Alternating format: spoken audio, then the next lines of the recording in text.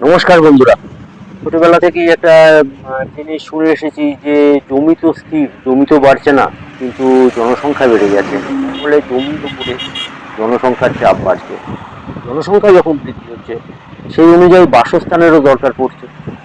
বাসস্থানের যখন দরকার পড়ছে, আগে সাধারণত দেখবেন প্রত্যেকটা বাড়ি ছিল বড় বড় আকারের, বাড়িতে বড় উঠোন ছিল এবং বড় বাড়ি ছিল, বা যেখানে মানুষ বসবাস করতো তার আশেপাশে বহু জমি এমনি থাকতো, পড়ে থাকতো, এবং সেখানে আপনার প্রচুর ফল গাছ থাকতো।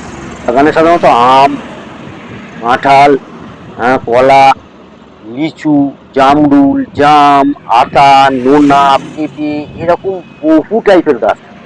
এগুলো আমাদের পাড়া ঘরের ব্যাপার ছিল। তাল, ডাব, খেজুর, হ্যাঁ, এগুলো কিন্তু নষ্ট হয়ে যাচ্ছে। সাধারণত এখন জামরুলগুলো আর কালো জামরুল, আতা, নোনা, লিচুও নেই। এর আগে একটা দিয়েছিলাম খেজুর দিয়ে, খেজুরের রস, খেজুরের ভিডিওটা ওটা দেখলে যারা দেখতে পাবেন, খেজুর গাছেরও পরিমাণ, এই সমস্ত ফলের যে গাছগুলো সেগুলো আর পরিমাণ কমে যাচ্ছে। যেমন লাউ, কুমড়ো, শিম, এগুলো তো সাধারণত আগে বাড়ির উঠোনে হতো। ফল বা চাষের এই যে ব্যাপারগুলো আছে, এগুলো যে যেমন জনসংখ্যা বৃদ্ধির ফলে জমির পরিমাণ কমে যাচ্ছে বলে এফেক্ট আসছে, তার থেকেও আর একটা এফেক্ট যেটা আছে সেটা হচ্ছে শ্রম বিমুখতা, মানে পরিশ্রম না করা।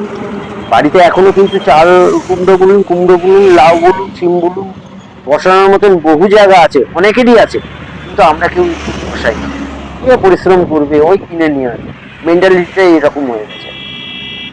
তাই এই শ্রমবিমুখতা এর একটা ছোট উদাহরণও দিলাম, এবং জমির উপরে জনসংখ্যার চাপ কিভাবে হচ্ছে এবং কি কি জিনিসগুলো আমরা হারিয়েছি এবং হারাতে যাচ্ছি আগামী দিনে, সম্বন্ধে একটা সম্যক ধারণা দেওয়ার চেষ্টা করলাম।